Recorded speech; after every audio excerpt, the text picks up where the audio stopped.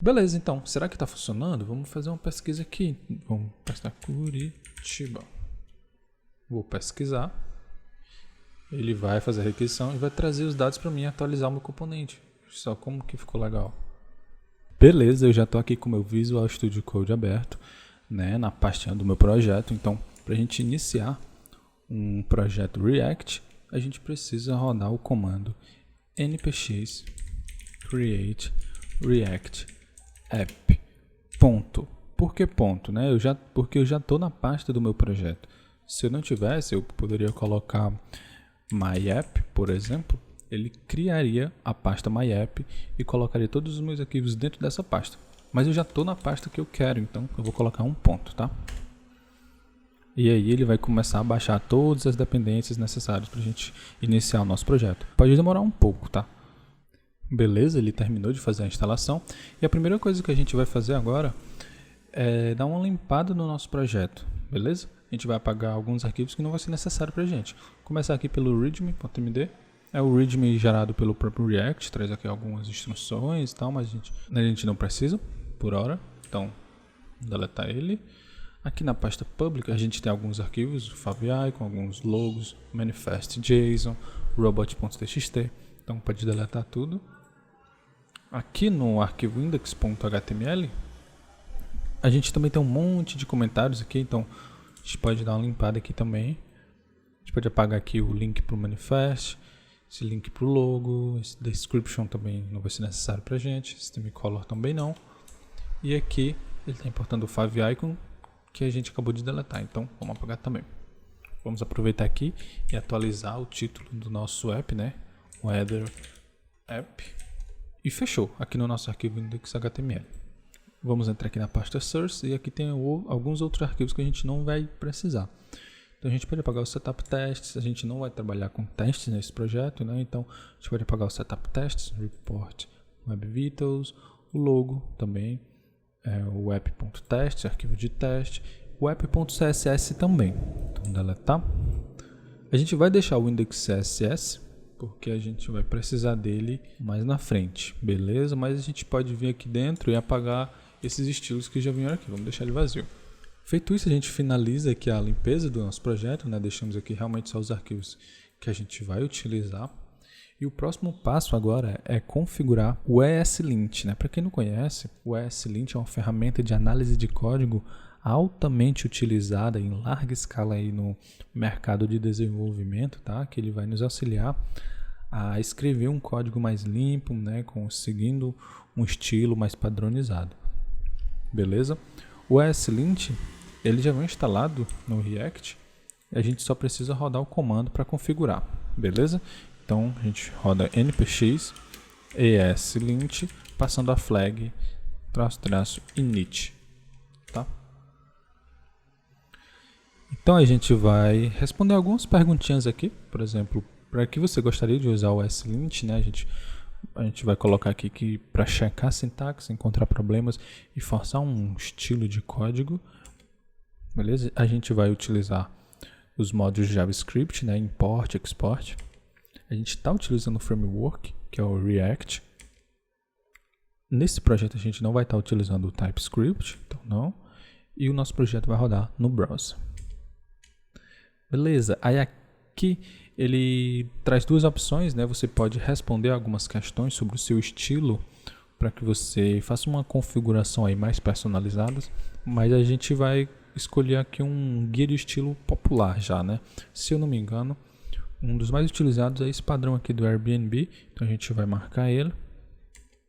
E aqui ele pergunta em qual tipo de arquivo a gente quer salvar essas configurações, né? Se é um arquivo JavaScript, eu prefiro salvar sempre as configurações em JSON, né? A gente já tem algumas configurações aqui, como package.json, né? Então eu acho melhor que já deixar um padrão, colocar as configurações em JSON, beleza?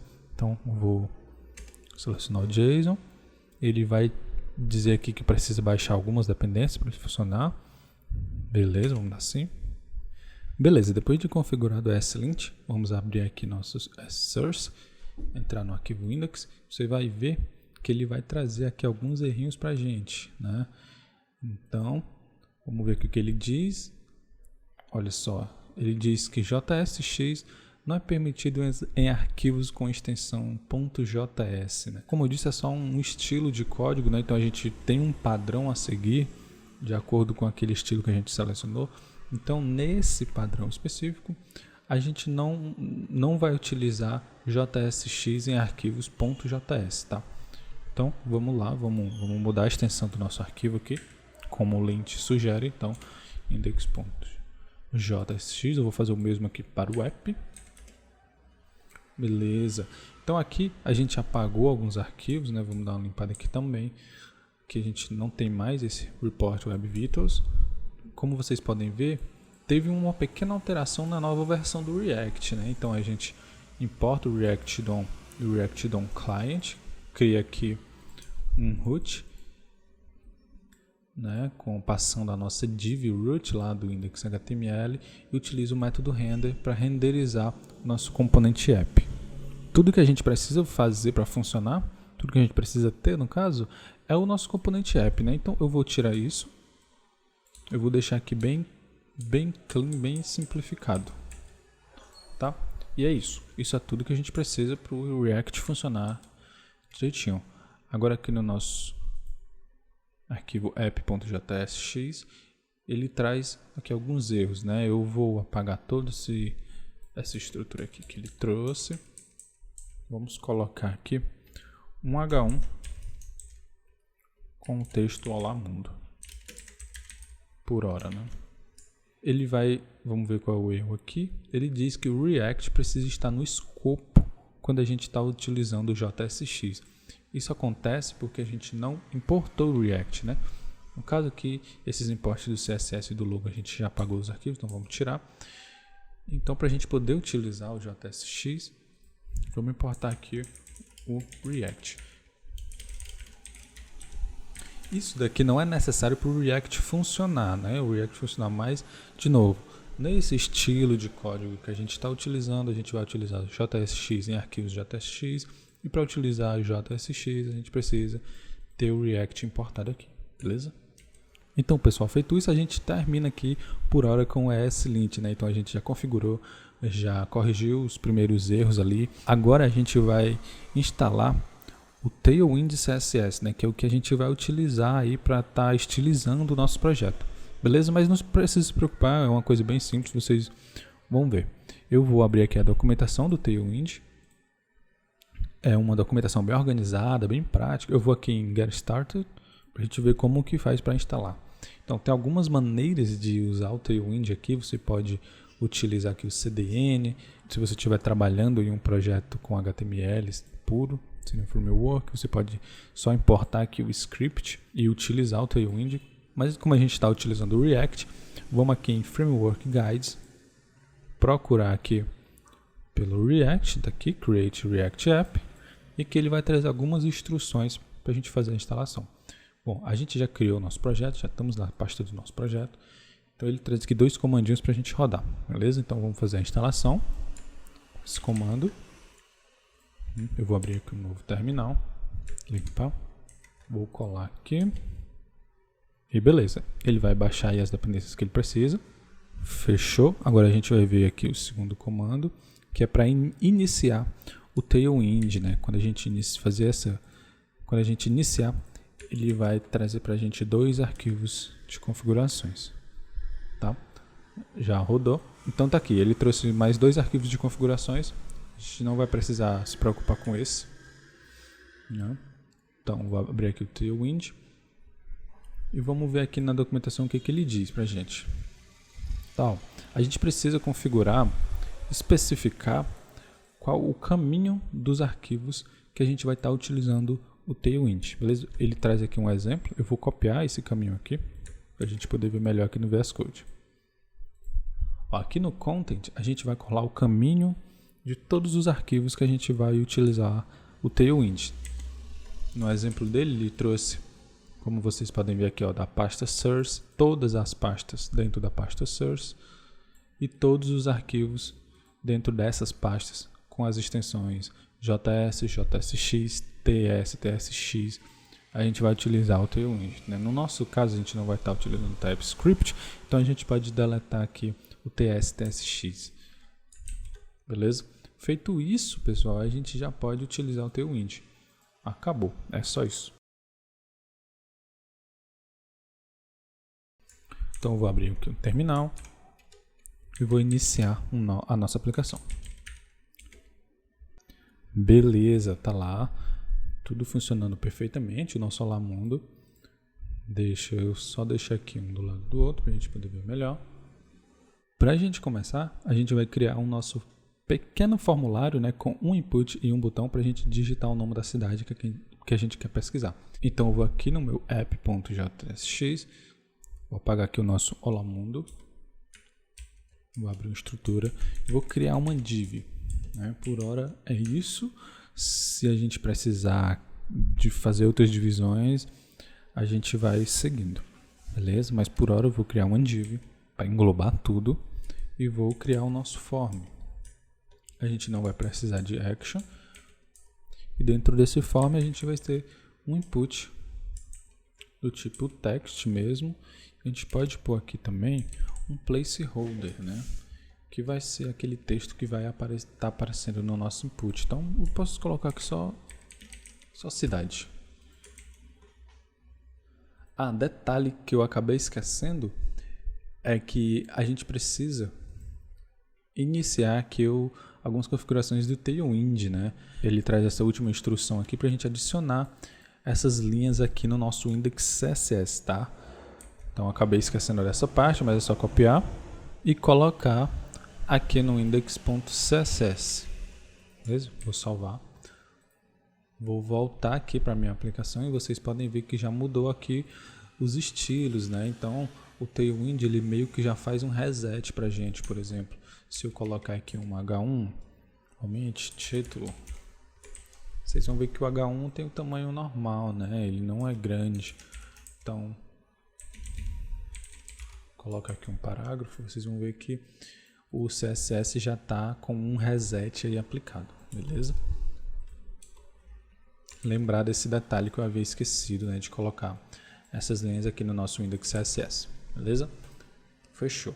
Aqui a gente já tem um input, então agora a gente precisa do nosso botão. Então vou fazer um button. Ele vai ser do tipo submit. A gente vai usar ele para enviar os dados do form, né, fazer a submissão dos dados. E aqui vamos colocar pesquisar. Beleza, então com isso a gente termina o nosso formulário, bem simples, só um input e um botão. Agora vamos dar uma estilizada, né? Vamos deixar ele um pouco mais bonitinho aqui, já utilizando o Tailwind. Então, primeiramente eu quero que ele fique aqui no centro da tela, né? Então eu tenho a minha div aqui, beleza? E eu vou utilizar as classes do Tailwind para fazer a estilização. Como eu quero centralizar aqui todo o conteúdo, eu vou colocar um display flex nessa div, tá? A gente pode colocar um background para a gente ver se está funcionando mesmo. Então, background, BG Black, tá lá, pegou o background na div, né? Então, pessoal, é muito simples. Vocês não precisam decorar todas as classes do Tailwind, né? Porque é muito simples de você saber. Basta você vir aqui na documentação do Tailwind, clicar aqui na lupa para pesquisar. Por exemplo, quero mudar a largura da tela. Então, width, ele já encontra aqui, você clica, ele traz aqui todas as classes que você pode usar. Certo? E traz a classe junto com a propriedade real do CSS. Por exemplo, o wfull, ele tem o width de 100%. WString, o width de 100% da viewport, beleza? Então, qualquer dúvida que bateu, como que eu mudo a cor do texto? Então, vem aqui na documentação e pesquisa pela propriedade no CSS. Então, a propriedade color. Então, ele já traz aqui text color, text decoration color. Então, você marca. Ele traz aqui todas as classes que você pode usar já com as cores, tudo bem organizado, beleza? Então, eu vou tirar aqui o BG Black por enquanto. Eu já coloquei o display da nossa div como flex. Também vou colocar que ela ocupe 100% da largura da tela, então W vai ser full. e também quero que ele ocupe toda a altura da tela. Então, height de screen. Beleza? Se a gente colocar o BG Black agora, vocês podem ver que a div está ocupando todo o espaço da tela. Beleza? Agora eu quero alinhar nossos elementos ao centro, né? Então boto um items center, que eu consigo alinhar verticalmente. Para alinhar horizontalmente é o justify content, né? No caso aqui é justify apenas center, né? Beleza, então a gente centralizou. Agora vamos deixar o nosso input e o nosso botão um pouco mais bonitinhos. Antes de mexer neles, eu quero que o fundo, o meu background do todo o corpo da aplicação seja de outra cor. Então eu vou fazer isso diretamente no meu index.css aqui. Eu vou pegar aqui o body e vou colocar um background na mão mesmo. Então eu vou colocar white smoke, que é um cinza bem claro. Salvar. Tá lá, já dá para perceber uma diferença, né? Beleza, então vamos lá deixar esses inputs, esse input e esse botão um pouco mais bonitinhos. Eu vou quebrar aqui as propriedades, porque a gente vai colocar mais algumas, então já vou deixar assim para ir ficando mais visível, beleza? Então vamos lá, vamos colocar um class name, vamos pôr aqui algumas classes. Primeiro eu quero um padding nesse input, então eu vou botar um P3, que seria o P seria o padding em todas as direções, né? Então vocês podem ver aqui que já ficou com um paddingzinho legal.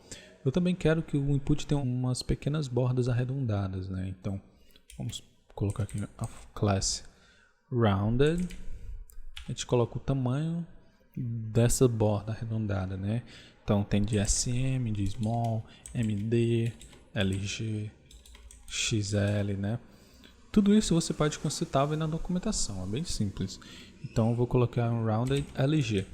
Ele vai ficar com a bordinha arredondada. Para mim tá bom.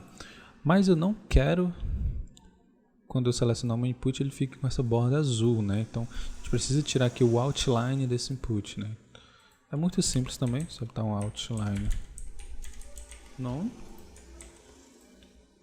E fechou.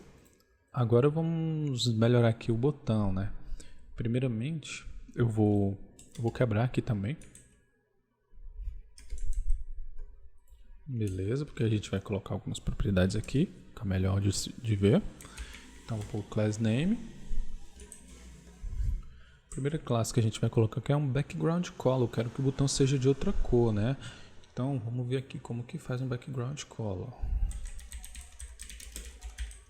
Background color, ele já encontra aqui para mim. Ele traz um monte de classes aqui com várias cores já prontas. Ó. Então, tem várias cores aqui prontas que você já pode só usar. Né? No caso, eu vou escolher esse BG Blue 600, 700 aqui. Vamos ver se fica legal. Vamos ver os 600. Beleza, tá legal o 600. Mas o que é que acontece se eu quiser usar uma cor personalizada, né? Então você pode também, é muito simples. Você coloca aqui BG traço, ao invés de passar uma classe do Tailwind, você coloca, abre e fecha colchetes, e aqui dentro você coloca, né, a cor que você quer. No caso eu posso escrever, né, como no CSS normal, red, por exemplo, vai ficar red. Ou você pode colocar o código hexadecimal da cor, né?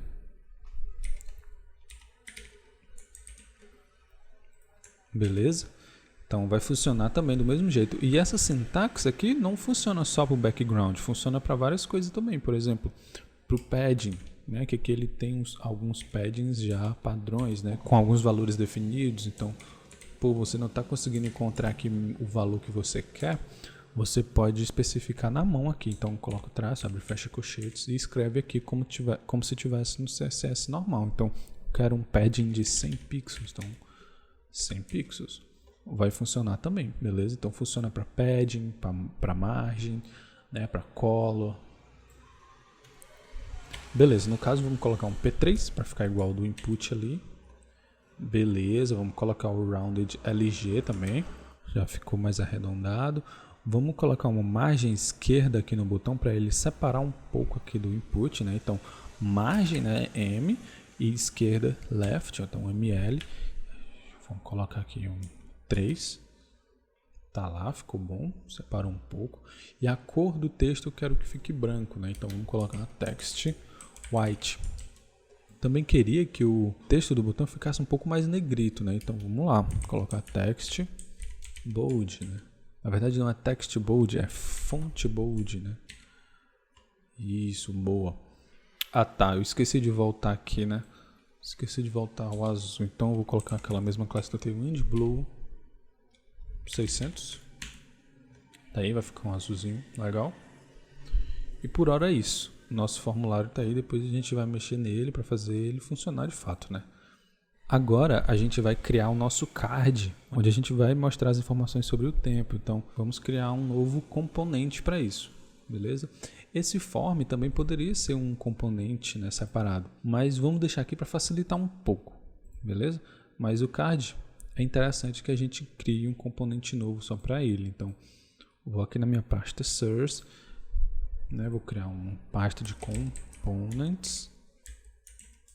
E aqui, geralmente, eu gosto de criar uma pasta para o componente. Por exemplo, vamos criar um componente card, né, para a gente mostrar as informações. Então, eu poderia criar uma pasta chamada card. Dentro dessa pasta, eu crio um arquivo card.jsx, porque aqui fica mais fácil depois se você quiser colocar algum arquivo CSS, né? Então, por exemplo, eu posso vir aqui e criar o card.css. Beleza? E se eu quiser criar outro componente aqui, por exemplo, o componente test, eu vou ter os meus componentes e os arquivos dele bem mais organizados, né? Então, dentro dos componentes tem uma componente card, que tem um arquivo do componente JSX e o arquivo do CSS, né? Então fica mais organizado. No nosso caso aqui nesse projeto, a gente não vai usar nenhum arquivo CSS, né? A gente vai estar utilizando o Tailwind. Então, nesse caso, eu acho melhor a gente não criar uma pasta, né? Criar o componente direto. Então, eu vou apagar aqui, vou apagar esse teste também. E aqui dentro da pasta components, eu vou criar um arquivo que vai ser o nosso card.jsx, tá? Beleza, vamos criar aquela estruturinha básica do React, né? Então, vou importar aqui o React from React, criar uma função chamada card. Vou retornar um P com card, só para a gente saber. Eu vou exportar esse componente. Escrevi errado. Beleza, agora a gente vai utilizar esse componente lá no nosso app. Então, vamos aqui no nosso app, vamos importar esse componente aqui. Então, import card, ele até já encontrou aqui. Então, importei o card de componentes, /card. Beleza. E agora a gente pode utilizar. Eu vou colocar aqui dentro dessa mesma div, abaixo aqui do nosso formulário. Então, vou colocar o componente card e fechar aqui. Vou salvar e ele está aqui, né? Só que como essa div tem um display flex, né, que a gente colocou um display flex, eles ficaram um do lado do outro, né? Então a gente pode mudar aqui o flex direction, né, para colunas, para ele ficar um em cima do outro. Então aqui eu vou colocar flex call. Beleza, funcionou já. Aqui no nosso app, por enquanto é isso, então a gente vai agora lá no nosso card para continuar aqui. Vamos lá. Então eu vou abrir parênteses aqui, criar uma estrutura. Vou criar uma nova div para englobar tudo que a gente for fazer aqui no card, tá? Essa div vai representar o nosso card. Beleza, e o que é que o nosso card vai trazer aqui? Como vocês puderam ver aí no começo do vídeo, a gente vai ter aí o nome da cidade, vai ter o estado, vai ter o país, vai ter a temperatura em Celsius, vai ter um ícone sobre de como está o tempo, né? E um pequeno texto explicando ali como está o tempo, se está nublado, chuvoso, né? Então vamos colocar primeiro essas informações aqui na tela, direto aqui no nosso arquivo, depois a gente cuida de fazer as requisições, beleza? Então vamos primeiro escrever aqui a estrutura que o nosso card vai ter. Eu vou colocar tudo com spam, né? A semântica aqui não vai importar tanto para a gente, mas atente-se a esse ponto. Então, esse primeiro span aqui eu vou colocar o nome da cidade. Então, nome da cidade. Vou criar um novo span para colocar aqui o estado. E um novo span para colocar o país. Logo abaixo disso, a gente vai ter um novo span para colocar a temperatura. Então, temperatura. E eu vou criar um novo span para ficar junto aqui da temperatura, onde vai ter o símbolo lá do Celsius, né, do grau Celsius. Então, eu vou colocar aqui na mão mesmo, colocar aqui o símbolozinho do grau Celsius, tá? Então, por exemplo, aqui vai ter 27. Vai ficar junto aqui. Beleza? E aqui abaixo a gente vai ter um ícone, que vai ser a imagem. Eu vou por enquanto eu vou deixar um span também, mas a gente vai pôr uma imagem. Então, span ícone. E aqui vai ser um texto sobre o tempo. Então, vou colocar nublado, por exemplo. Vai ser basicamente essas informações que a gente vai ter. Beleza? Vamos fazer o seguinte, então. Vamos agrupar esses 3 grupos que a gente tem de informações. Vamos agrupá-lo cada um em uma div. Que vai ficar melhor da gente estilizar.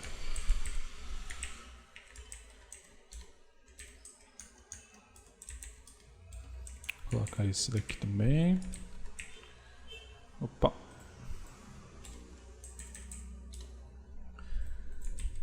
Beleza, fechou. Então ficou melhor dividido. Agora a gente tem as informações sobre a localização, a temperatura e algumas informações sobre, né? Beleza, então vamos começar a estilizar o nosso card. Aqui na div, vamos criar uma nova class. E primeiro eu quero que ela tenha um fundo branco, um background branco. Então BG White. Beleza, já ficou com fundo branco. A gente pode pôr aqui também um padding. Pode ser um padding maior, tipo 7, vamos ver. Pode ser que 7 seja muito. Vai 6. Vamos colocar uma margem top também de 7. Para ele desgrudar um pouco ali, pode ser mais. Margem top de 10 para ele separar um pouco aqui do input. Vamos colocar também uma bordinha arredondada, né? Então, rounded LG vai ser a mesma lá do input que a gente usou no input e no botão. Beleza. Por enquanto vamos deixar assim. Agora vamos estilizar aqui os nossos textos, né? Então, eu quero da seguinte forma. Eu quero que o nome da cidade fique com mais destaque, o estado e o país fique na linha de baixo um pouco mais claro do que o nome da cidade. Os dois fiquem centralizados, né? Eu vou colocar aqui, por exemplo, o nome de uma cidade. Por exemplo, Fortaleza, Ceará, Brasil. Como eu quero que o nome da cidade fique em destaque em cima e na outra linha eu quero que fique Ceará, Brasil em uma única linha, eu vou colocar eles dois aqui em um único span. Beleza? Então, Ceará, vírgula, Brasil.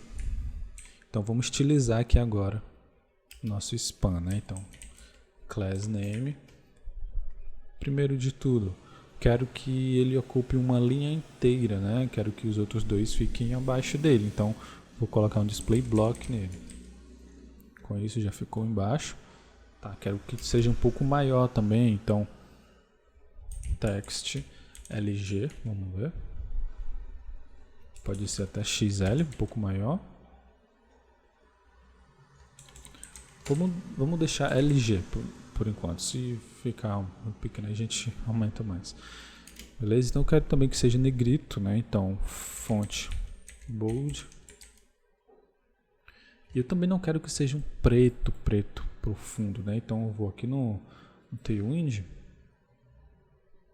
Possui algumas cores interessantes da gente usar. Então eu vou colocar aqui color, né? Vamos ver aqui o text color. Então ele já traz algumas cores aqui legais que a gente pode utilizar. Por exemplo, esse text slate aqui é uma cor que eu acho interessante, tipo em textos. Então, copiar esse 700, colocar aqui no nome da cidade.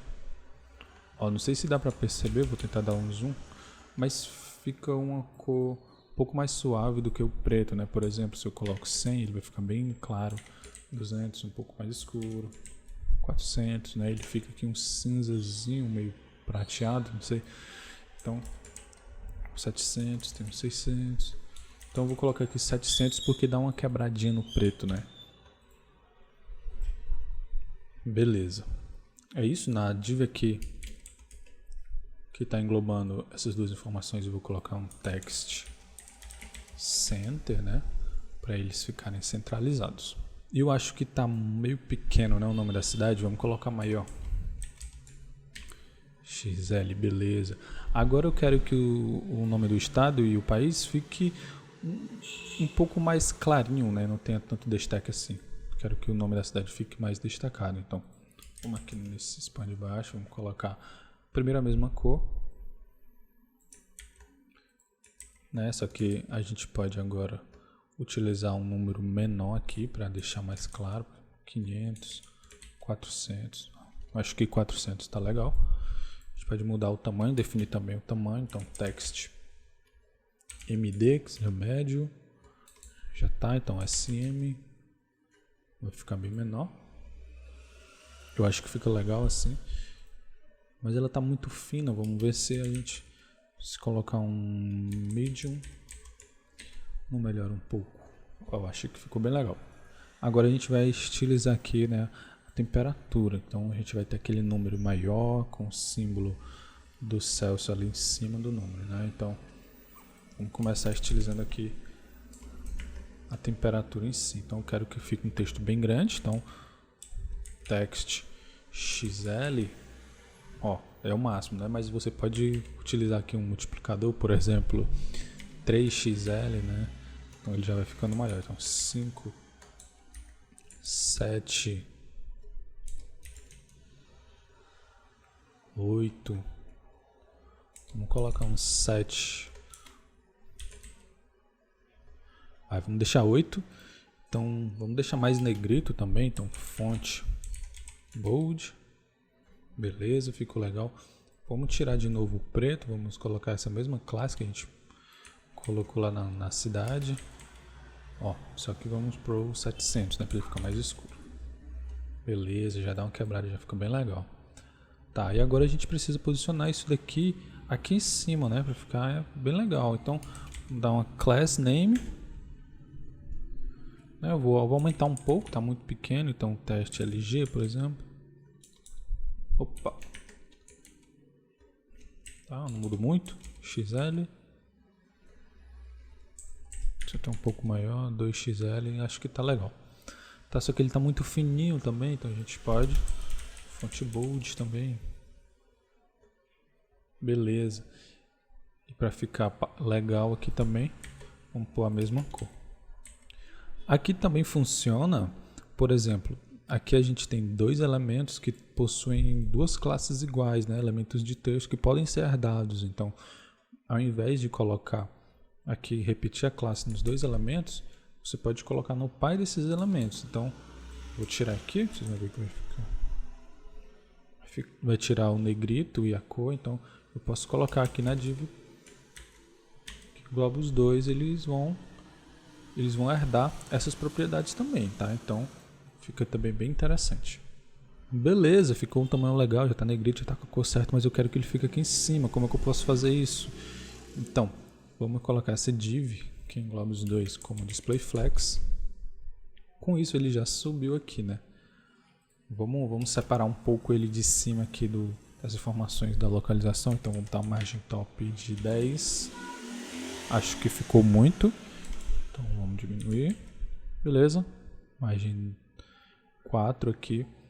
Aí aqui, como ele está display flex, a gente pode estar item center, né? Ele vai item center, ele vai ficar centralizado e tal. Deixa 100 aqui que ele vai colocar no topo ali, beleza? Aqui me parece que ficou passando um pouco, né? Então a gente pode colocar uma margenzinha nesse aqui no Celsius para ele dar uma diferenciadazinha, né? Então aqui, ó, Celsius a gente pode colocar uma margem top de 2, margem top 2. Então ele fica ali mais alinhado com o número. Agora vamos estilizar aqui essas outras informações, né? Primeiro eu quero que ele fique tudo centralizado aqui de baixo, né? Os textos de baixo. Então, class name, vou colocar aqui um text center. Beleza, já ficou aqui. Por enquanto eu vou colocar um display block aqui nesse span do ícone, mas ele vai ser uma imagem, tá? Então, vou colocar um display block só para ficar um abaixo do outro. Beleza, eu vou aproveitar aqui e colocar uma margem bottom também, MB, para separar um pouco também aqui do ícone. Vou botar um pouco menos do que em cima. Beleza, nublado, vamos lá, vamos seguir o mesmo padrão, né? Vamos pôr o texto da mesma cor.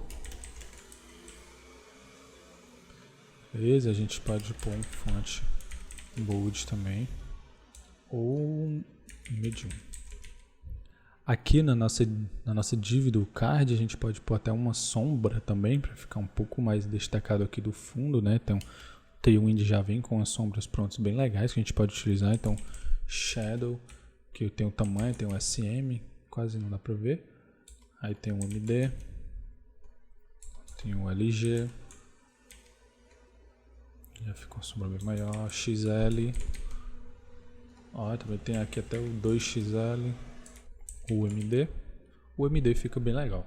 Então com isso a gente finaliza mais uma parte. Então a gente já tem basicamente todo o estilo feito, né? Então a gente já tem o nosso input aqui para pesquisar a cidade, já tem um botão, a gente já tem aqui o nosso card para mostrar as informações. Agora a gente só precisa fazer a coisa funcionar, né? Pesquisar uma cidade e trazer as informações sobre ela, né? Então vamos lá. Para fazer a requisição dessas informações sobre o tempo das cidades, né, a gente vai utilizar uma API. Eu vou mostrar aqui para você, deixa eu aumentar aqui um pouco. É uma API bem legal, achei bem legal, bem fácil de utilizar, tá? Então vamos dar uma olhada aqui na documentação. Ele já traz aqui para a gente, né, alguns endpoints e tal. E aqui ele fala que a gente vai precisar de uma key para fazer as requisições, tá? Essa key é gerada para cada usuário novo. Então, eu vou entrar aqui na minha conta, né? Eu fiz um cadastro bem básico, é só colocar um e-mail assim e confirmar seu e-mail depois, que você já vai conseguir logar, bem simples, não precisa fazer mais nada que isso. Ele já vai te dar a API Key aqui, você vai utilizar essa key para estar fazendo as requisições, tá? Tá aqui a minha, se você quiser copiar essa key aqui para usar, nada vai lhe impedir, você pode usar, vai funcionar, mas lembrando que tem um limite de chamadas, né? É até bastante chamadas que você pode fazer por mês, mas pode ser que se várias pessoas forem utilizar essa mesma key aqui, pode acontecer de não funcionar mais. Então, vocês façam um cadastro aí, eu recomendo que vocês façam um cadastro. Como eu disse, é bem simples, é só colocar o e-mail e a senha, que vocês já vão conseguir logar. Aí vocês vão gerar a sua própria key aqui para poder ficar usando aí nos projetos de vocês, beleza? E aqui no menu lateral a gente tem uma opção bem interessante, que é o API Explorer aqui. Então vamos clicar aqui, que a gente pode ver como que a API funciona, né? A gente pode ver o retorno da API. Então eu vou voltar aqui, porque eu esqueci de copiar aqui. Beleza, eu vou copiar aqui. E aqui a gente pode fazer um teste da API, né? Então a gente coloca a nossa key aqui. A gente pode escolher o protocolo HTTP, HTTPS, tanto faz que os dois vão funcionar, beleza? E aqui o formato que a gente quer dos dados, né? A gente quer XML ou JSON, então vamos deixar em JSON. E aqui a gente faz um teste, né? Por exemplo, tem um parâmetro Q, que recebe o valor aqui do nome da cidade, por exemplo, mas aqui ele diz que pode receber um código, um CEP dos Estados Unidos, né, do Canadá, um endereço de IP, pode colocar também até a latitude e longitude, ou o nome da cidade, né? Se você colocar um CEP de uma cidade do Brasil, provavelmente ele não vai achar essa cidade do Brasil, mas se você colocar o nome, vai funcionar, beleza? Então, vamos fazer um teste aqui, vamos colocar for. E aqui embaixo tem uma opção que a gente pode ativar ou desativar, que é o parâmetro AQI, que é um parâmetro que a gente diz se a gente vai querer informações sobre a qualidade do ar, né? Então, se você marcar aqui sim, na resposta da API ele vai trazer informações sobre o ar, como nível de CO2, enfim. A gente não vai utilizar isso no projeto, então vou deixar não. e vou mostrar, clicar aqui em Show Response. Tá? Ele mostra aqui o que foi, qual foi a chamada, né? Então, ele dá aqui todo o endpoint, toda a URL que foi feita a requisição, código de resposta que foi 200, né? Tudo certo.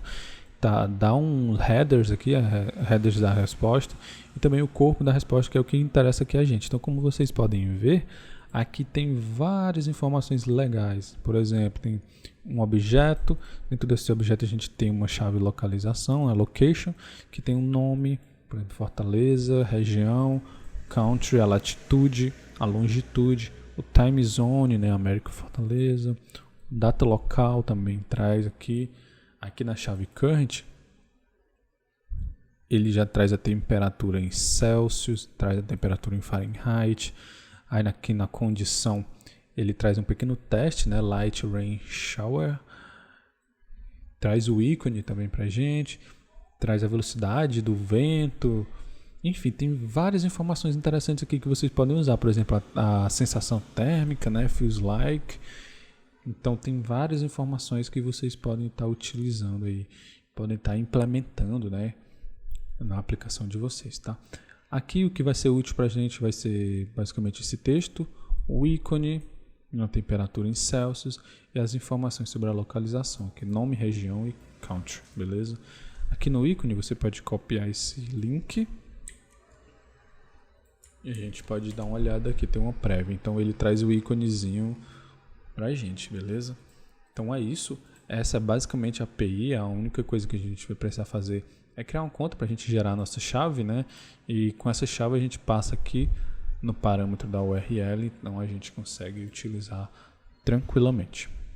Beleza, então como a gente já conhece a nossa API, vamos lá, vamos utilizar, né? Então, vou voltar aqui no meu projeto, vou deixar aqui de novo, aqui do lado. Como a gente vai fazer requisições para a API, a gente poderia simplesmente vir aqui no nosso app e criar uma função aqui que faz a requisição.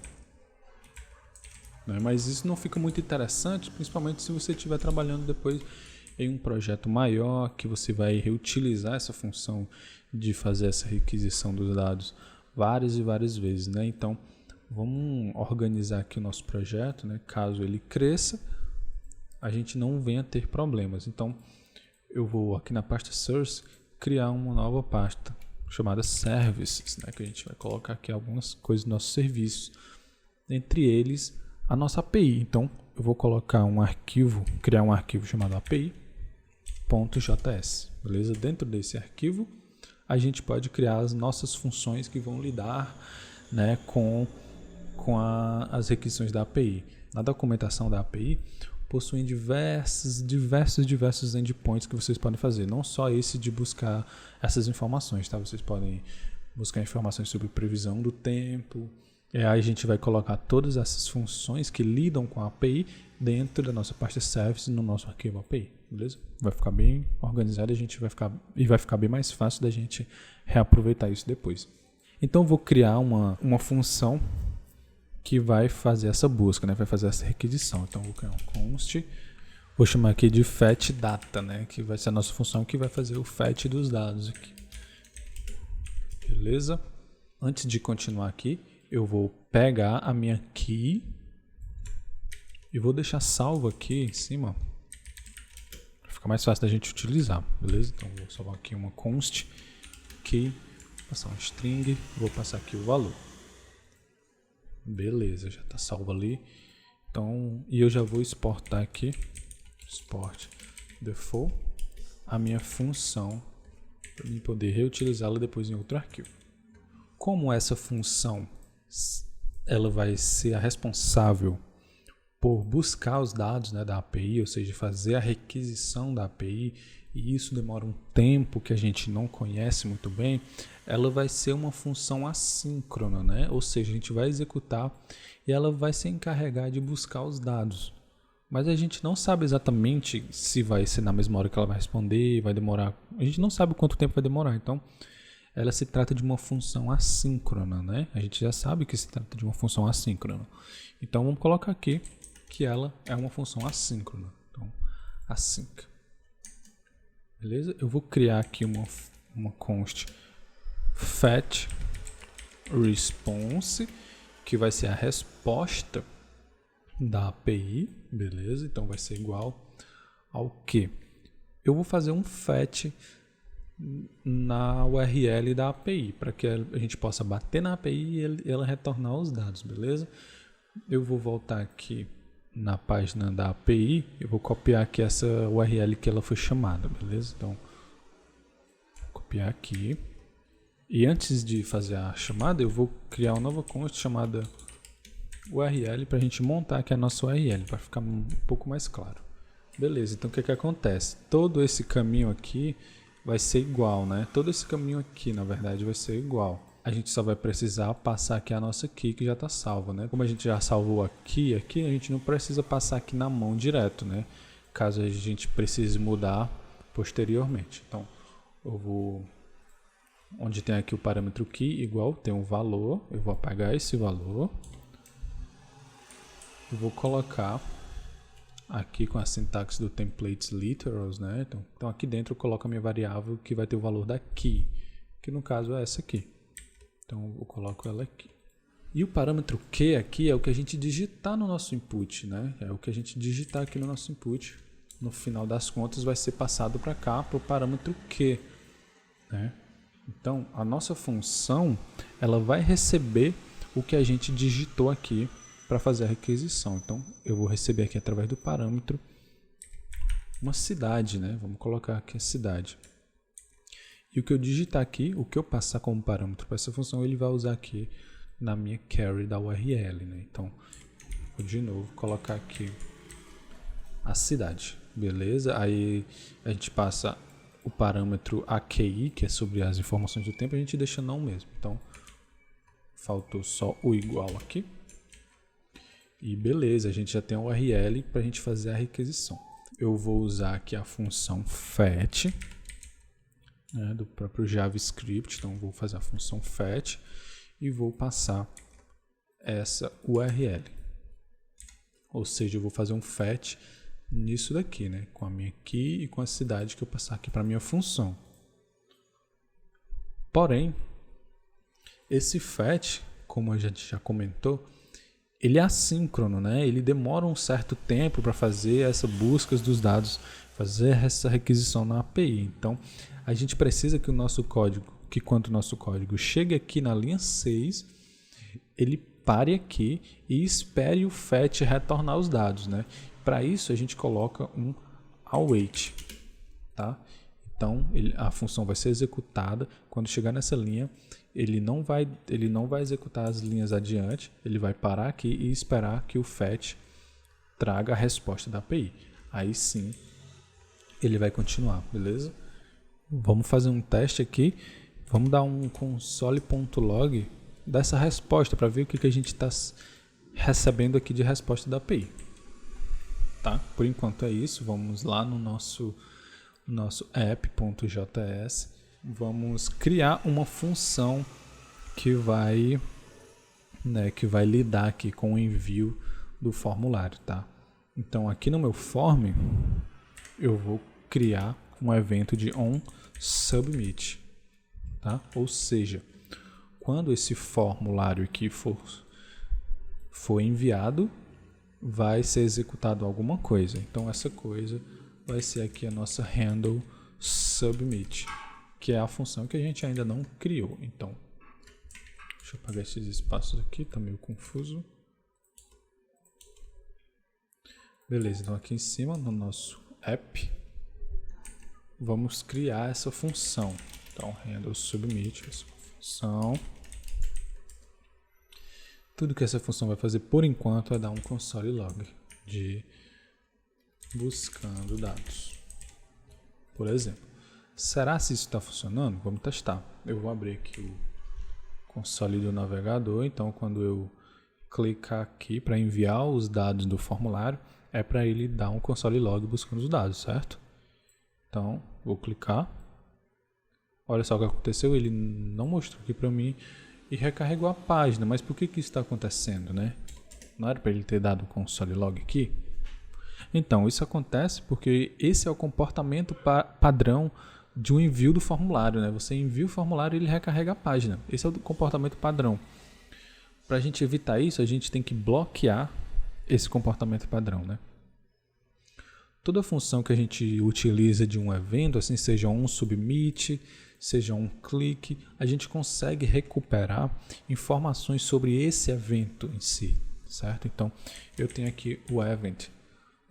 Essa minha função consegue recuperar aqui o event, que tem várias informações sobre o evento, beleza?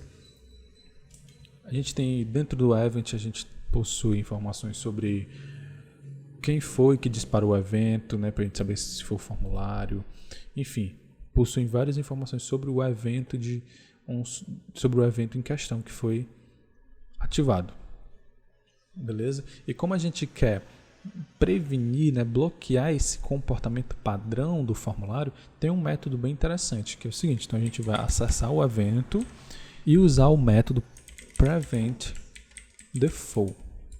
Como é um método, é uma função, a gente executa com parênteses, beleza? Ou seja, quando a gente executar essa função, quando a gente enviar, né, o formulário, ele vai executar essa função vai prevenir o comportamento padrão do envio do formulário e ele não vai deixar recarregar a tela. Então ele vai dar o console log para a gente. Vamos ver se está funcionando, então eu vou clicar aqui. Não funcionou porque eu escrevi default errado, então default. Vou limpar aqui, vamos ver se vai funcionar agora. Então vou clicar.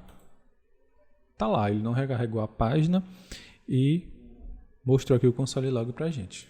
Beleza? Então, a primeira parte já foi. Mas agora eu quero testar a minha função da API, né? Eu quero ver o que ela está retornando para mim. Ao invés de dar um console log, vamos dar um return aqui para ela retornar essa variável para a gente. Então, o que é que está acontecendo aqui? A gente tem a nossa URL, a gente está fazendo um fetch, né? Está esperando aqui a resposta da API, e a gente pegou essa resposta e está retornando. Então, vamos utilizar essa função aqui para ver o que está sendo retornado para a gente, beleza? Então, eu vou importar a minha função, vou importar aqui antes do componente. Então, vou importar fetch data, ele já encontrou aqui. E agora eu vou utilizar essa função para a gente ver o que está retornando. Beleza? Eu vou tirar esse console log por enquanto. Vou chamar a minha fetch data. Lembra que ela espera receber uma cidade como parâmetro para fazer a busca, né? Então, eu vou passar aqui primeiro na mão mesmo. Então, vou passar aqui Fortaleza. Beleza, e essa função é para retornar os dados da API para a gente, certo? Vamos ver o que é que está acontecendo aqui. Vamos pegar esse retorno dessa função e vamos dar um console.log disso. Tá, quando eu clicar, ele vai executar isso. Vamos ver. Clicar aqui. Ele retornou uma coisa estranha para a gente, né? Ele retornou uma promise. Mas o que significa ele retornar uma promise para a gente? É o seguinte, pessoal. Como a gente já comentou, o fetch, né? Essa função fetchData, ela é uma função assíncrona.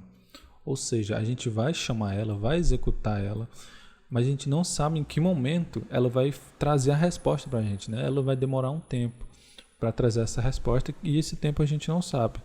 Por isso ela é uma promessa, né? Ou seja, a gente executa ela vira uma promise. Alguma hora ela vai trazer a resposta, mas a gente não sabe quando, né? Então a gente precisa de um jeito de esperar por essa resposta para poder usar, né? Então eu vou executá-la de outra forma aqui. Vamos fazer isso então. Ó, vou executar a função e eu vou esperar ela terminar de executar e trazer a resposta para mim. Então eu vou usar aqui a notação do then, né? O que o then é? O que o then faz, né? Então, o then vai esperar a resposta dessa função. Então, a gente vai fazer alguma coisa, né? A gente vai fazer alguma coisa através de uma callback, uma função. A gente pode passar aqui uma função anônima, né? A gente pode passar um arrow function aqui, tá? E aqui dentro a gente faz alguma coisa com o retorno da função. Mas como que a gente consegue recuperar o retorno dessa função, né? O then, como eu já falei, ele vai esperar essa função aqui ser executada, vai esperar ela ir bater lá na API e retornar com os dados, beleza? Então, ele vai pegar isso e passar a resposta dessa API para dentro da nossa funçãozinha aqui. Então, no parâmetro dessa função, a gente consegue recuperar a resposta da API, beleza? De novo, a gente vai executar o fetch, o then vai esperar ela terminar de executar. Depois que ela terminar de executar, ele vai pegar a resposta da API e passar como um parâmetro para a nossa callback aqui. Aí dentro da nossa callback a gente pode utilizar a resposta da API como a gente quiser. Então eu vou dar um console dessa resposta aqui. Então, response. Vamos ver o que está acontecendo aqui, né? Então eu vou clicar novamente e tá lá, ele trouxe uma resposta da API, né? Mas vamos ver se é o que a gente espera. Então, ele trouxe aqui um tipo, trouxe a URL, trouxe os status, bem como a gente já viu aqui, né? Os status, os headers, né? Mas a gente não quer essas informações aqui todas, a gente só precisa do JSON da nossa função, né? A gente só precisa desse corpo aqui, desse objeto JSON com os dados, né? Então, a gente precisa fazer um passo antes de retornar isso que a gente fez lá na nossa função. Então, vamos voltar aqui. Beleza, ele trouxe essa resposta, ele trouxe tudo da API, né? Ele trouxe todas essas informações, mas a gente só precisa do objeto JSON. Então, a gente pode extrair isso. Então, eu vou criar uma const data, que vai ser os dados. Então, ela vai ser o quê? A gente vai pegar a nossa resposta que veio da API e vamos extrair o objeto JSON, tá? Que veio no corpo da resposta. Então, esse data agora possui somente esse objeto aqui que a gente precisa, né? Objeto JSON com os dados, beleza? Porém, de novo, né? Esse JSON, esse método JSON, ele é assíncrono, ou seja, a gente não sabe quando isso vai terminar de executar, né? Pode ser que demore 1 segundo, pode ser que demore 2, pode ser que não demore nenhum. Então a gente precisa esperar aqui nessa linha que isso termine de executar. Então a gente coloca um await aqui para ele poder esperar aqui essa execução, beleza? Então a gente pode retornar esse data. Olha só, eu vou salvar. Agora a gente já deve estar retornando o objeto JSON. Então vamos testar aqui. Eu vou clicar para executar de novo. E tá lá. Ele demorou um segundinho e trouxe aqui para a gente um objeto que tem todas as informações que a gente precisa, né? Então tem as informações aqui da localização, tem o país, tem o name, a região. Então agora a gente já tem todos os dados que a gente precisa retornar. Então a nossa função aqui do fetch, de buscar os dados da API, já está funcionando perfeitamente, né? Então a gente pode fechar porque a gente não vai mexer mais nela. Porém, aqui no nosso componente app, a gente passou o nome da função aqui na mão, né? Mas a gente não quer fazer isso. A gente quer digitar aqui e quando a gente clicar em pesquisar, o que a gente digitou aqui seja passado para essa função. Como que a gente pode fazer isso? Aqui no React, a gente vai utilizar do estado para fazer isso, né? Como a gente está usando o componente funcional, a gente vai utilizar hooks, que é uma coisa maravilhosa. Como a gente vai precisar criar um estado no nosso componente para armazenar o que a gente digitar aqui, a gente vai utilizar o hook useState, né? Então, do React, a gente importa aqui também o useState que a gente vai precisar usar. Como que a gente utiliza o useState? É muito simples, né? Então, você vem aqui no começo da sua função, no começo do seu componente, né? No caso, nunca use hooks dentro de outras funções do seu componente, tá? Use sempre aqui no começo. Então, const alguma coisa aqui com useState. useState é uma função, então a gente executa. E essa função retorna um array com duas variáveis. Quais são elas? Você define o nome aqui. Por exemplo, cidade, né? Onde a gente vai armazenar a cidade, eu vou criar um campo chamado city mesmo. E a segunda variável é uma função que geralmente, né, a gente coloca como set e o nome da primeira variável. Então, set city. E essa função aqui do useState, ele recebe um parâmetro que é o valor inicial da minha cidade aqui. No caso, eu quero iniciá-la com uma string vazia, beleza? O lint deu um errinho aqui, porque a gente não está utilizando, mas beleza. O que acontece? A gente vai executar essa função no decorrer do código. Por exemplo, eu vou colocar ela aqui, mas não vai ser bem assim que a gente vai fazer. Eu vou chamar essa função setSeat, e o que eu passar como parâmetro para ela vai guardar dentro da variável seat aqui. Ou seja, se eu passar aqui ASD, ele vai pegar esse valor e guardar aqui dentro, beleza? É isso, é simples, é isso, é dessa forma que funciona aqui o useState. Tá, então agora a gente já tem um estado aqui configurado, né? A gente tem uma função que a gente vai usar para salvar o estado, que é uma variável onde a gente vai armazenar as informações. Mas como a gente vai fazer isso, né? A gente quer salvar o que a gente digitar no nosso input. Então a gente vai criar um evento de onChange, né? Sempre que eu digitar alguma coisa nova nesse input, eu quero salvar na variável que eu quero salvar no meu estado. Então eu vou criar uma função anônima aqui e vou fazer o seguinte, vou dar um console log, só para a gente ver o que vai acontecer aqui. Vou dar um console log do digitando, por exemplo. Vou salvar, vou atualizar aqui a página, porque o lint não vai deixar a gente continuar, mas a gente pode fechar aqui por enquanto, tá? Então eu vou digitar aqui no meu input, então, ó, ele vai logar. Eu digitei um A, ele deu o primeiro console log.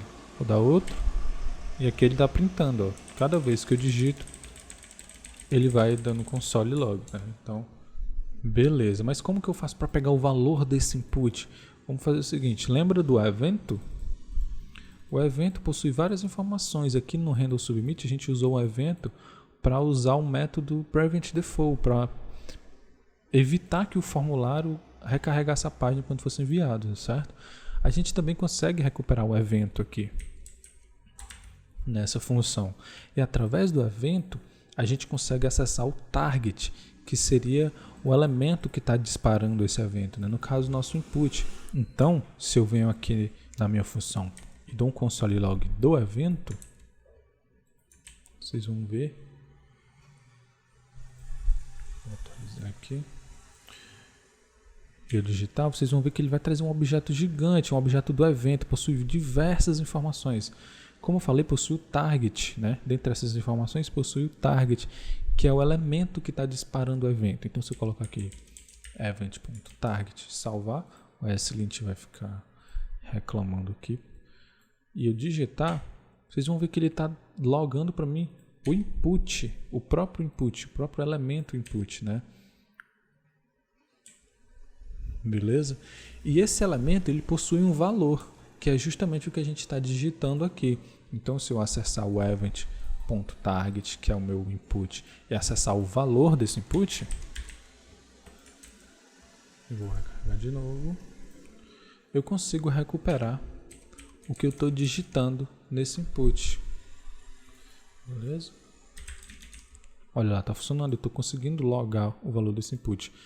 Então, como a gente já conseguiu pegar o que está sendo digitado no input, isso que a gente está dando console log, basta agora a gente pegar esse valor e passar para a nossa função setCity, beleza? Então, setCity, em vez do console log, eu vou passar aqui para ela, tá? Agora, tudo que eu passar aqui para ela vai ser salvo dentro aqui da minha variável city, né? Então, eu vou renderizar ela aqui embaixo só para a gente poder ver o que está acontecendo, tá? Então, eu vou passar ela aqui, ó. Beleza, vou recarregar, baixar aqui um pouco. Então, eu digitei alguma coisa, vou pegar o valor digitado e vou passar para a minha função setCity. A minha função setCity vai passar para a minha variável C e vai ficar guardada nela. Beleza? Então, vou digitar aqui. Tá lá, tá funcionando, né? Então, eu estou mostrando aqui a minha variável city, que está aqui abaixo do form. Beleza? Então, funcionou. Porém, no React, tem uma coisa que a gente chama de componente controlado, né? Porque aqui quem está lidando com o valor do input é ele mesmo, né? A gente, em nenhum momento a gente definiu um valor para o input. Ele mesmo está salvando o seu valor, está lidando com o valor que a gente digita aqui. Na maioria das vezes a gente não utiliza isso, já que a gente tem um estado do componente com esse valor, né? Então a gente diz que quem vai lidar com o valor, quem vai controlar o valor desse input é o nosso estado. Por isso que ele vira um componente controlado, né? Então a gente pode definir aqui que o valor desse componente agora é a nossa variável sit, né? Não é mais o input que vai controlar o valor dele, é o nosso estado, beleza? Então, se eu digitar aqui, vai funcionar normalmente, né? Ele deu um errinho aqui, mas eu acho que só dá uma atualizada.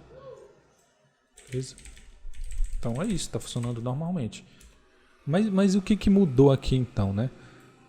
O que mudou passando essa variável sit para o valor do meu input? Agora ele é um componente controlado pelo estado, né? Porque aqui eu posso passar qualquer coisa, por exemplo. Ao invés de passar só o value aqui do que eu estou digitando,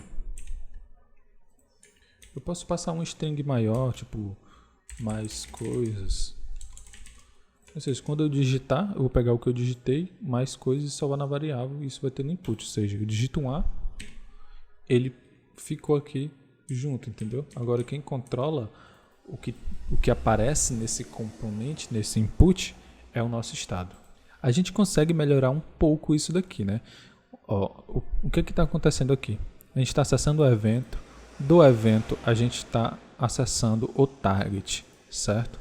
Então, a gente já pode acessar o target direto aqui, ou seja, fazer um destructuring, né? Uma desestruturação. Ou seja, do evento, a gente vai desestruturar, vai tirar aqui, então a gente usa a notação aqui de chaves, o target, né? Então, a gente não precisa mais acessar o evento, a gente consegue diretamente aqui já acessar o target, beleza? Vai funcionar da mesma forma. A gente consegue até acessar diretamente o value, ou seja, a gente do evento a gente tirou o target e do target a gente pode tirar mais alguma coisa. A gente coloca 2 pontos e de novo a gente tira alguma coisa, né? Então, do target eu quero o value. Então eu posso colocar aqui. Eu não preciso mais colocar ponto target. Beleza. Atualizar e vai funcionar normalmente. Então beleza. Agora eu já estou digitando, eu já estou salvando o que eu estou digitando. Agora eu só preciso que quando eu clicar em pesquisar, isso que eu digitei seja enviado para a minha função e ela faça essa requisição, beleza? Então é muito simples, né? Então, eu já tenho a minha variável aqui que está armazenando o que eu estou digitando. Então, se eu quero passar o que eu estou digitando para a minha função, é simples, né? Eu só pego ela aqui e passo para a minha função. E continuo dando console log da resposta, né? Então, vamos ver se está funcionando. Vou colocar outra cidade aqui. Vamos por Curitiba, por exemplo. Vou clicar em pesquisar. E detalhe, como a gente colocou o onSubmit no form e não um onClick no botão, a gente consegue fazer essa pesquisa através do Enter também. Então, clicando no botão, ele envia o form, apertando o Enter também. Então, apertar Enter. Tá lá. Ele fez a requisição e trouxe os dados. Vamos dar uma olhada aqui. Ó, aqui em Location você já pode ver que o name está Curitiba, Paraná, Brasil. Então funcionou. A gente digitou Curitiba, a função recebeu, foi e retornou os dados sobre Curitiba. Beleza? Com isso a gente já tem quase tudo pronto, né? A gente já está digitando o nome de uma cidade, fazendo a requisição e ele está retornando os dados certos para a gente. Agora a gente só precisa usar esses dados aqui e passar esses dados para o nosso card para ele exibir bonitinho desse jeito, né? Então, antes disso, vamos criar um novo estado para armazenar, porque aqui a gente está só dando o log dessa resposta, né? A gente está buscando a resposta e está mostrando no console. A gente precisa salvar essa resposta em algum lugar para a gente poder usar. Então, vamos criar um novo estado aqui, né? Criar um estado chamado data, que vai ser os dados. Então, seguindo o mesmo padrão, setData. O valor inicial dela vai ser um objeto vazio, tá? Mas a gente pode melhorar isso. A gente vai ver depois por quê. Ele terminar, quando o fetch trazer a resposta da API para a gente, ao invés de dar um console log dessa resposta, a gente vai pegar essa resposta e salvar no data, né? Então a gente vai pegar a função setData e passar para cá. Beleza, então a gente já está salvando os dados da API na nossa variável data. Então, a gente vai pegar essa variável data e entregar, né, para o nosso componente card, para ele poder utilizar. Então, aqui no componente card, a gente pode criar uma nova propriedade, criar uma propriedade chamada data, que eu vou passar para ele os dados, né, justamente os dados que veio da API. Então, beleza, agora dentro do componente card, eu consigo usar os dados que vieram da API. No nosso card, ele vai receber através das props, né? Ou seja, as propriedades que eu passei aqui. Aqui eu posso passar quantas propriedades eu quiser, tá? Por exemplo, eu posso passar uma propriedade name aqui, que vai ser João. E eu consigo recuperar essa propriedade lá no meu componente através das props, né? Ele recebe aqui, através do parâmetro, as props, que vêm de propriedades. Então, vamos lá. Eu vou criar uma const aqui só para a gente ver como funciona. Const. Na verdade, eu vou dar um console.log. Aí vamos acessar o que? As props. .name, né? Para a gente acessar o valor name que vem das props. As props, no fim das contas, ela vira um objeto com tudo que a gente passar aqui, né? Então, eu vou salvar aqui. O ESLint vai reclamar que a gente deveria fazer destructuring e a gente deveria fazer a validação dessas props, né? Mas a gente vai ver isso já. Eu vou fechar aqui. Podem ver aqui que no console já apareceu o João.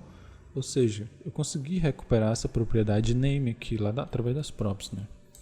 Então eu consigo recuperar também o data. Lembra que aqui a gente retirou já o target direto do evento? A gente consegue fazer a mesma coisa aqui nas props, né? Destructuring, ou seja, de dentro das props eu quero tirar o data, né? Então eu tiro aqui. Aqui o ESLint está reclamando que a gente não fez a validação do data, né, no prop type. Então a gente vai ter que fazer essa configuraçãozinha do prop types, né?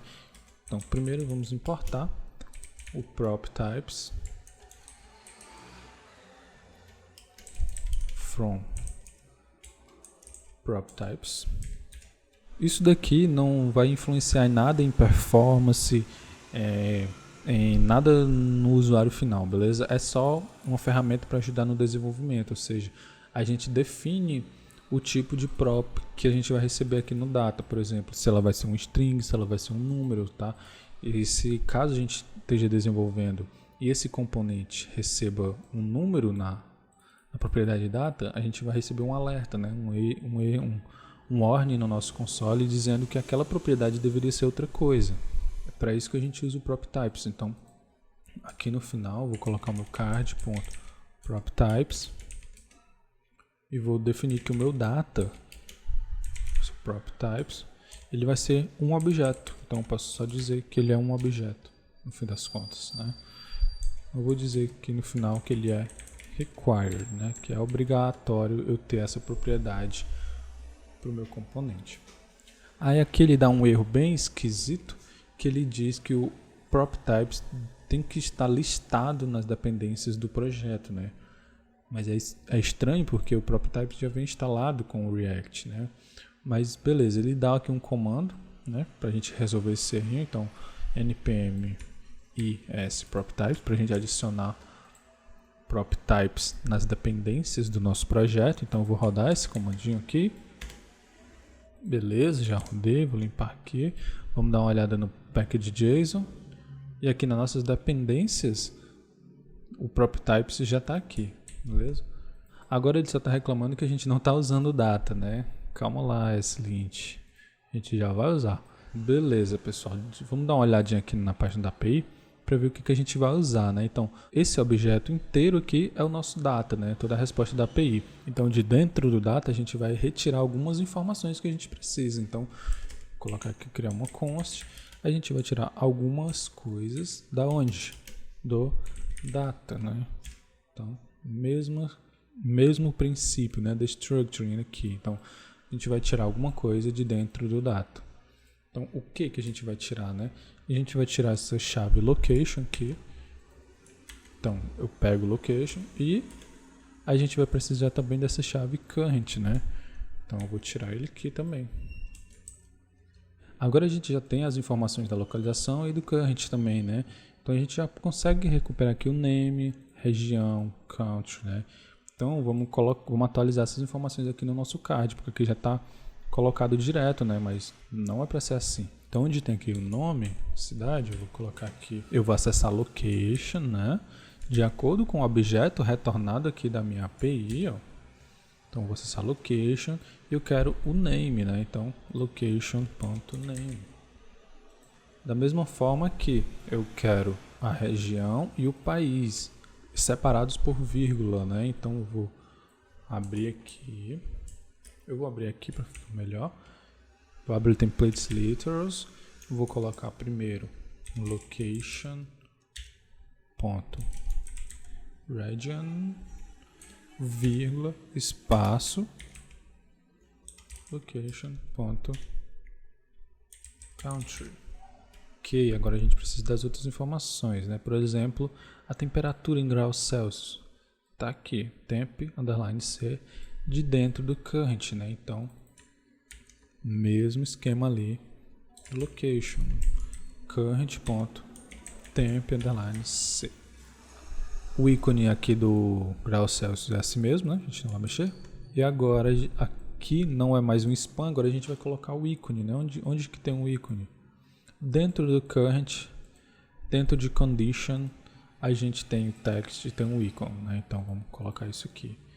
Não vai ser mais um span, como eu disse, vai ser uma imagem. Então o source dessa imagem vai ser esse link aqui que vem na API, né? Então dentro de current, dentro de condition e dentro de icon, né? Então a gente acessa aqui. E aqui a gente tem um textinho, né, sobre de como está a condição do tempo, né? Então, vou pegar aqui esse mesmo esquema. Passar aqui, só que ao invés de icon vai ser o text. Beleza, será que funcionou? Vamos ver, né? Eu vou atualizar aqui. E quebrou a nossa aplicação. Mas por que quebrou a nossa aplicação? Era para estar funcionando, né? A gente fez o data. O fetch está salvando o data aqui, a gente passou o data aqui para dentro do nosso card para ele utilizar as informações, a gente pegou as informações certinho, mas por que está dando erro? Vamos ver o que ele está dizendo aqui, ó.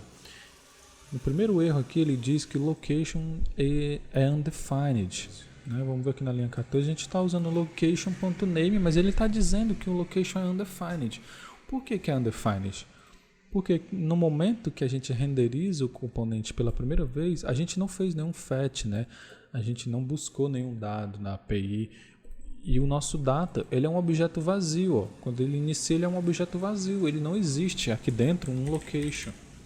Então, quando a gente, aqui no card, no componente card, a gente tenta acessar uma propriedade do location, ele dá erro, ele quebra a aplicação porque o location não existe. Né? Tem várias maneiras da gente resolver, contornar esse problema, né? Colocando parâmetros default.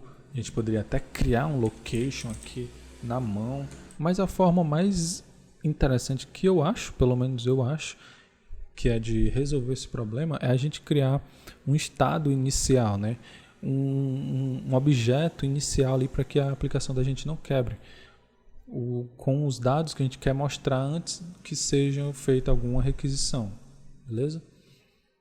Então eu vou fazer o seguinte, dentro da minha pasta source, eu vou criar uma nova pasta chamada helpers, né? Que a gente vai colocar aqui algumas coisas que vai ajudar a gente, que sejam úteis aí no decorrer do desenvolvimento do projeto. No caso, vou criar um arquivo chamado initial state. Initial data, Initial data, que são os dados iniciais, né? .js. Esse initial data vai ser um objeto.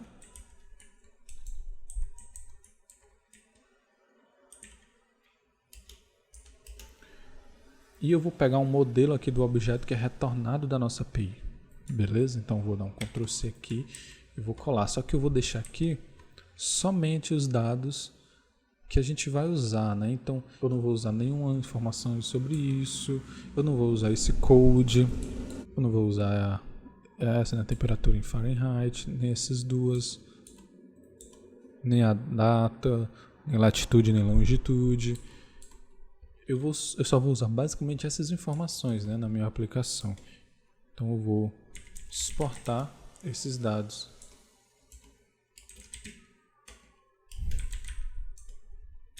A gente poder utilizar. Então, mas aqui vai ser os valores iniciais, né? Mas eu não quero que mostre os dados de Fortaleza, por exemplo, nos valores iniciais. Eu posso colocar qualquer coisa aqui, posso colocar um traço aqui, um traço aqui. Temperatura pode ser 0. A condição pode ser um traço também.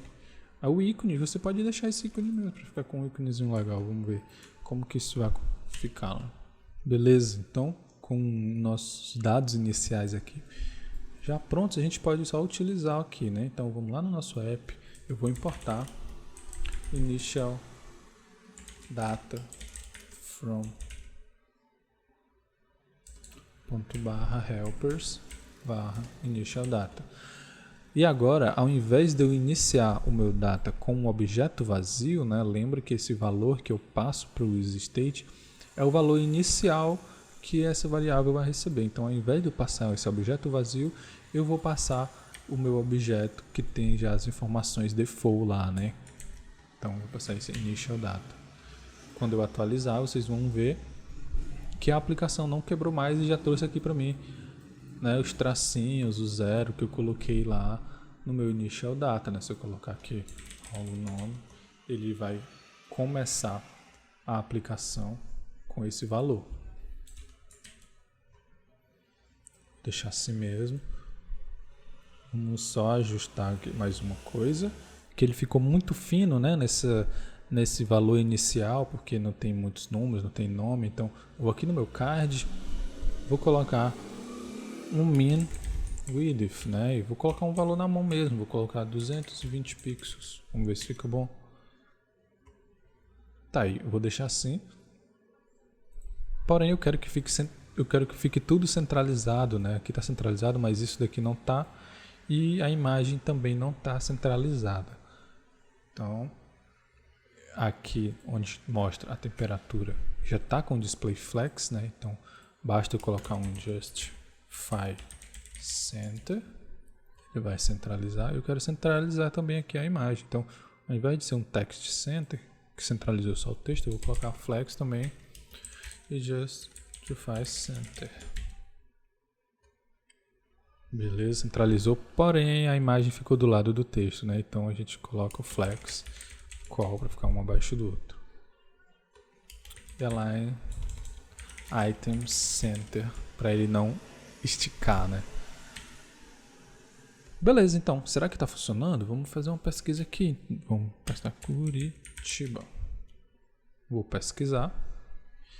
Ele vai fazer a requisição e vai trazer os dados para mim e atualizar o meu componente. Só como que ficou legal. Né? Traz o ícone, vamos ver. São Paulo. No Enter. Ali atrás. Tá tudo parcialmente nublado, né? Vamos ver aqui. Grosso, será que ele encontra? Olha, ele encontrou.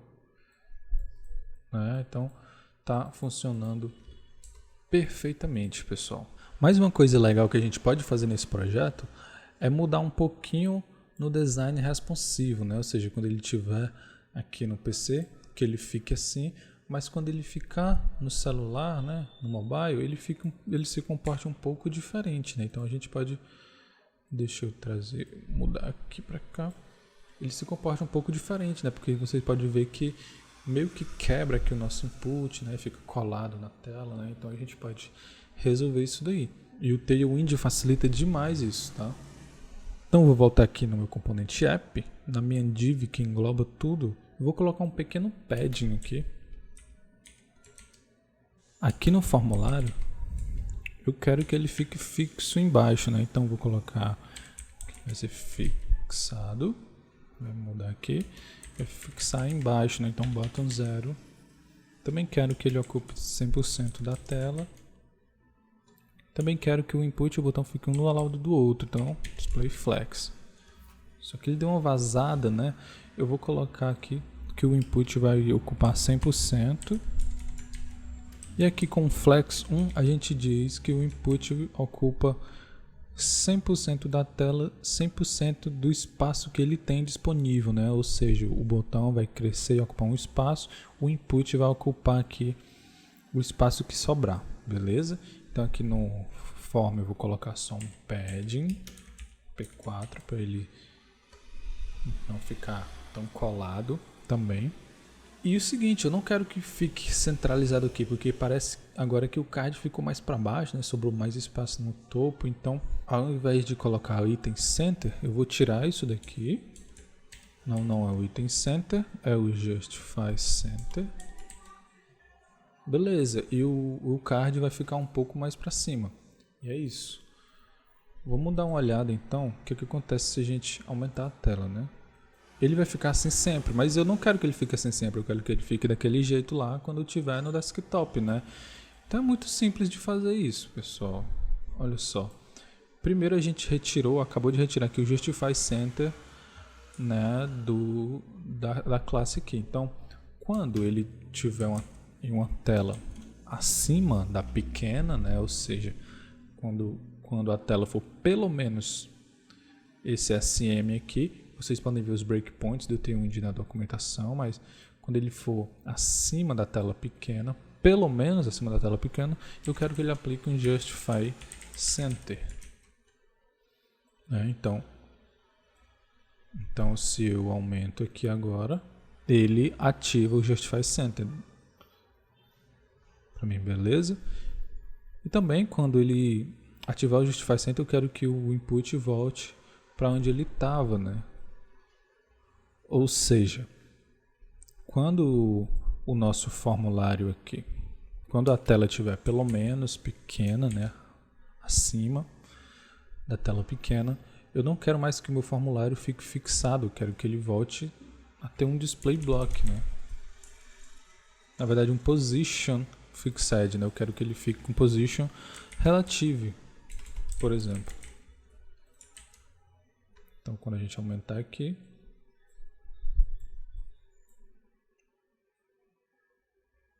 ele volta lá para cima. E detalhe, né? O input agora está ocupando 100% da tela. A gente pode melhorar isso também. Então, aqui no input, ele vai utilizar o width 100%, porém, quando ele tiver maior do que essa tela, ele vai ter um max width de 300 pixels. Olha só. Agora a gente só precisa centralizar.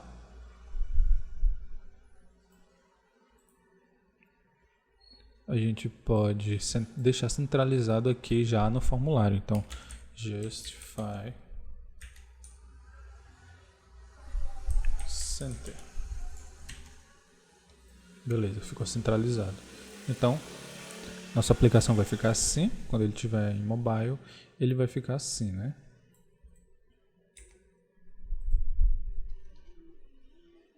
Bem interessante o que o Tailwind pode ajudar a gente a fazer aqui, né? Então, a nossa aplicação continua perfeita. E é isso, pessoal. Espero que vocês tenham gostado. Tá? Qualquer dúvida, qualquer feedback, qualquer sugestão de conteúdo que vocês queiram ver, pode deixar aí nos comentários que eu vou ficar muito feliz de responder. E se inscreve aí no canal, deixa o like para ajudar, porque vai vir muita coisa legal pela frente. E espero contar com vocês aí, beleza? É isso e valeu!